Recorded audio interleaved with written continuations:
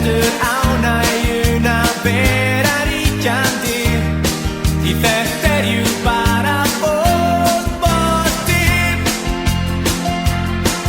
Þó streymi á móti og stíg sér upp á, þá stöndum við saman að því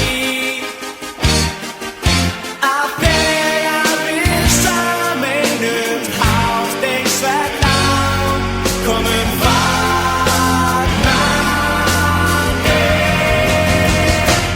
IBVAR,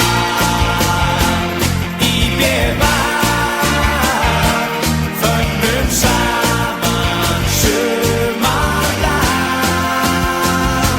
Þetta okkar mál, tökum þátt af líf og sál og sýnum áfram IBVAR.